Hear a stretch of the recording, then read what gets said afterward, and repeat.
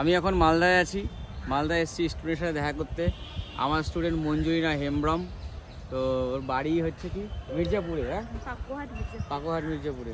মঞ্জুরিনা এবছর ANM GNM entrance exam 2024-এ ভালো rank করেছে এবং ও অলরেডি অ্যাডমিশন কালকে হয়ে গেছে। তুমি Malda medical college and hospital NTS ওর হয়েছিল ফার্স্ট রাউন্ডে, ও অ্যাডমিশন হয়ে গেছে। আজ দেখা হয়ে গেল, ভালো লাগলো।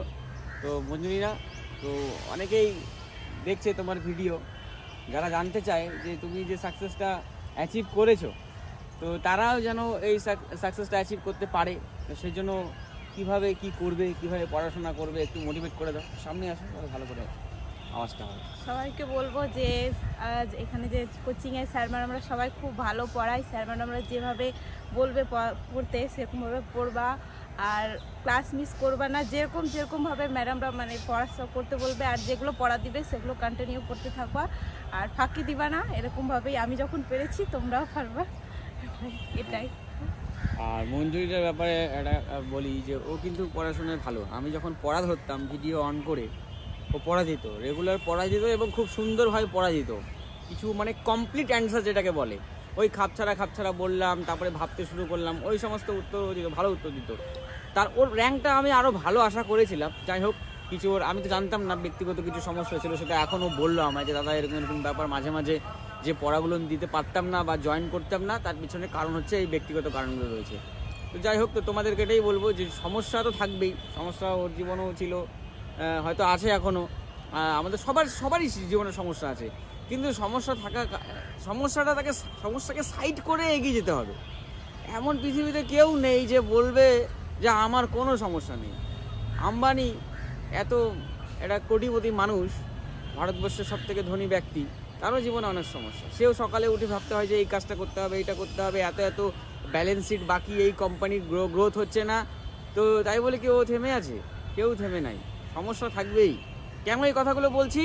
কারণ আমি দেখি অনেকেই যেভাবে শুরু করে, কোচিংয়ে যখন জয়েন করে যেভাবে শুরু করে, শেষটা সেভাবে করতে পারে না।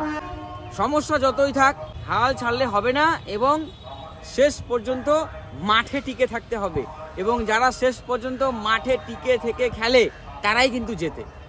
তো যারা আমার কাছে কোচিং নিতে চাও, 2025 এএনএম জিএনএম এন্ট্রান্স এক্সামের কোচিং কিন্তু আমি অলরেডি শুরু করে দিয়েছি।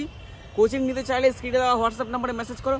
আরও একটা বিশেষ ঘোষণা রয়েছে, তোমরা যারা এবার অ্যাডমিশন হয়ে গেছো নার্সিং ট্রেনিং স্কুলে, গভর্নমেন্ট হোক বা প্রাইভেট হোক, তো তোমরা যদি নার্সিংয়ের সাবজেক্টে টিউশন নিতে চাও, anatomy, physiology, microbiology, community health nursing, nursing psychology, first ইয়ারের সাবজেক্ট, সেগুলোর কিন্তু আমি টিউশনও দিচ্ছি।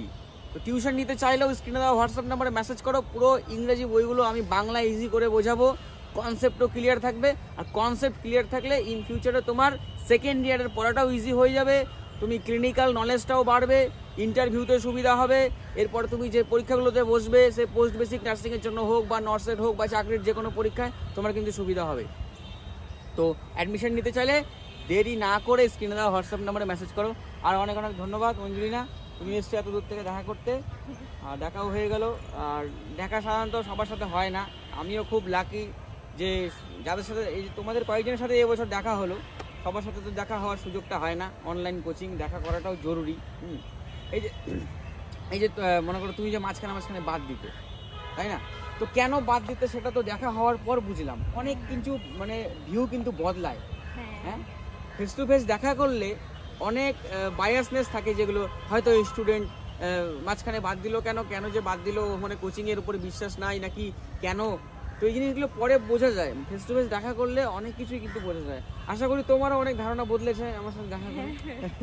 স্যার অনেক রাগী, এরকম একটা কিছু ধারণা থাকছে। হ্যাঁ, অনেকটাই বদলেছি। আমি হচ্ছে স্যার না বেশি কথা বলে না সেরকম। হ্যাঁ, তো ভালোই লাগলো মানে দেখা করে আপনার সাথে। ধন্যবাদ, থ্যাংক ইউ। তোমাদের সাথে দেখা হবে খুব তাড়াতাড়ি।